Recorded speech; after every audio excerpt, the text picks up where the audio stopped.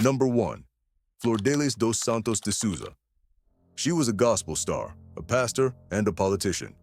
On stage, she preached about faith, forgiveness, and family. But behind her church walls, Flordelis dos Santos de Souza was hiding a terrible secret, one that would shock Brazil and destroy everything she had built. Flordelis was born in 1961 in Rio de Janeiro. Her life began in poverty, and her rise was nothing short of extraordinary. She became known for rescuing children from the streets and built her image as a savior of the forgotten. Over the years, she claimed to have adopted more than 50 children.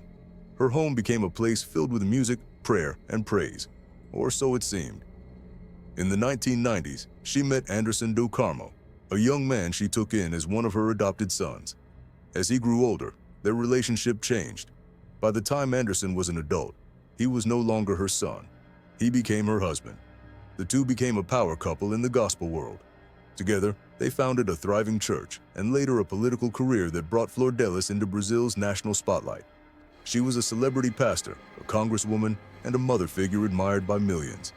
But inside their luxurious home in Niterói, not everything was holy. Rumors of control, jealousy, and infidelity began to circulate. Anderson managed their finances and church affairs strictly, while Flordelis' adult children claimed he had become abusive and manipulative. Some said he controlled every aspect of her life, including her money, her ministry, and even her movements. By 2019, the tension had reached a breaking point. Investigators would later uncover that Flordelis had begun talking about solving her problems with Anderson. She told her children that divorce was not an option. It would destroy her image as a Christian leader. So instead of walking away, she began to plot. On the night of June 16, 2019, the couple returned home after attending church. It was late, past midnight. As Anderson parked the car in their garage, gunshots rang out. Neighbors heard the noise and saw Flordelis screaming for help. When police arrived, Anderson was found dead, shot more than 30 times. The attack was brutal, personal, and deliberate. At first, Flordelis played the grieving widow perfectly. She cried before cameras, gave emotional interviews, and called Anderson a man of God. The public mourned with her, but detectives quickly noticed inconsistencies. There were no signs of robbery or forced entry. Nothing had been stolen. When police searched the family home, they found something strange. Several of her adopted children were behaving nervously, whispering and contradicting each other's statements. One of them eventually broke down and told the truth. It turned out that the murder was not the work of strangers. It had been planned from inside the house. Several of Flordelis' children were involved, and they claimed she was the one who ordered the killing. According to the investigation, Flordelis had tried multiple times to kill her husband before that night. She allegedly asked her children to poison his food, spike his drinks, or make his car crash, but every attempt failed. Finally, she told them that Anderson needed to die for the family to have peace. Her biological son, Flavio dos Santos, and her adopted son, Lucas, agreed to carry out the plan. On the night of the murder, Anderson was ambushed in the garage while Flordelis waited inside. Flavio fired the shots while Lucas helped him get away. The next morning, Flordelis wept in front of cameras, pretending to be devastated. As the case unfolded, the shocking truth came out. This was not just a crime of passion, but a crime of power. Investigators said Flordelis wanted to keep control of her wealth and reputation. Anderson had been trying to cut her off financially and expose her personal affairs, including rumors that she favored some of her adopted sons in troubling ways. Phone messages, bank records, and witness statements exposed a web of manipulation. Some of her children said they were pressured or threatened to help. Others said they were promised money or protection in exchange for silence. By 2020, Brazilian authorities formally accused Flordelis of masterminding her husband's assassination. But as a sitting congresswoman, she initially had parliamentary immunity, which delayed her arrest. Her political party expelled her, and the public that once worshipped her turned away in disbelief. In August 2021, her immunity was revoked, and she was finally arrested. During her trial, the courtroom saw two very different sides of her: the smiling pastor who preached about love, and the calculating woman accused of plotting her husband's murder. Prosecutors said she used her faith as a weapon and her image as a shield. The evidence was overwhelming. Ballistics, witness testimony, and her own messages sealed her fate. In November 2022, Flordelis dos Santos de Souza was convicted of orchestrating the murder of her husband, Anderson do Carmo. and sentenced to over 50 years in prison. Her son Flavio, who pulled the trigger, received 33 years. Lucas, who helped plan the attack, got 7 years. Other family members received various sentences for their roles. Even after conviction, Flordelis continued to claim innocence. From her cell, she said she was betrayed by her children and denied ever ordering Anderson's death. But to the Brazilian public, the verdict was clear. The woman who once sang gospel songs and spoke of forgiveness had destroyed her own family.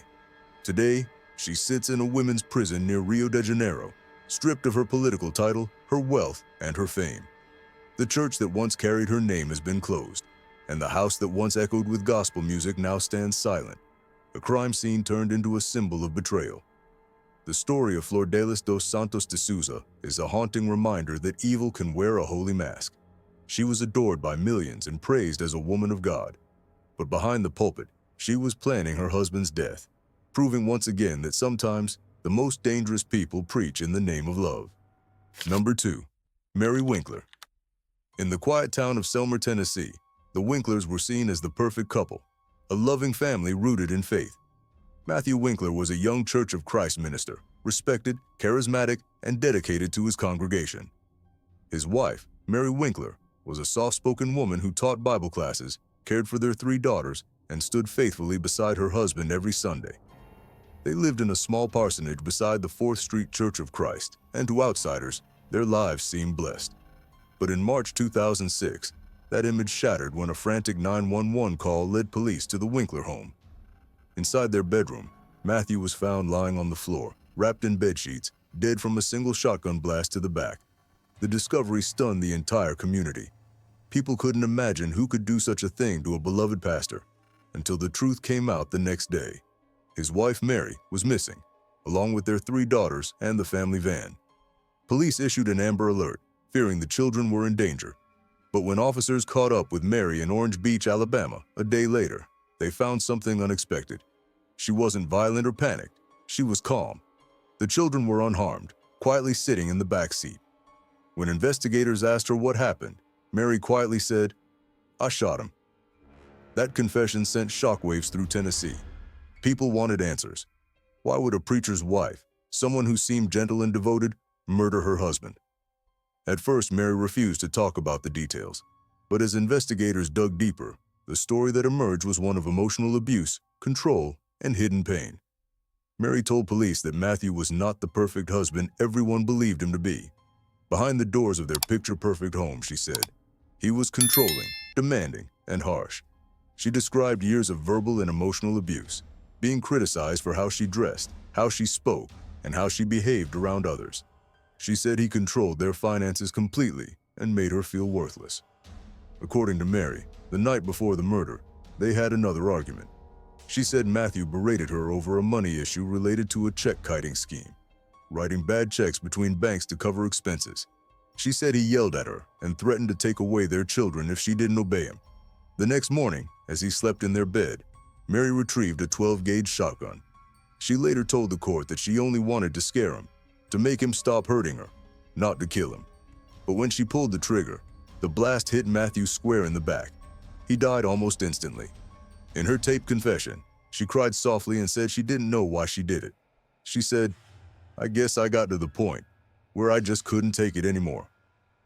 The trial began in April 2007, drawing national attention. The courtroom was filled with church members who still couldn't believe the story unfolding before them. The prosecution argued that Mary acted out of anger and planned the killing. They pointed out that she had fled the state afterward, suggesting guilt and intent. But the defense painted a very different picture. One of a battered woman trapped in a marriage that looked holy from the outside, but was emotionally suffocating behind closed doors. They said Mary had been living in fear for years and that the shooting was not cold-blooded murder, but a moment of desperation. The jury listened to weeks of emotional testimony. Mary's calm demeanor on the stand was haunting. She didn't try to justify what she had done. She only said she wanted peace. When she spoke about her husband, she still called him Matthew, with affection and regret. After deliberating, the jury rejected the charge of first-degree murder. Instead, they found her guilty of voluntary manslaughter. The verdict meant they believed she acted under emotional distress, not premeditation. Mary Winkler was sentenced to 3 years in prison, but because of time served and good behavior, she spent only about 12 months behind bars. She was released in 2008 and later regained partial custody of her daughters. The public reaction was divided. Some saw her as a cold-blooded killer who betrayed her husband and the church. Others viewed her as a victim who snapped under years of silent abuse. After her release, Mary lived a quiet life, avoiding the media. In rare interviews, she said she still loved Matthew and that she had asked God for forgiveness every day. She said she hoped her daughters would understand one day what she went through and that she never meant to destroy their family.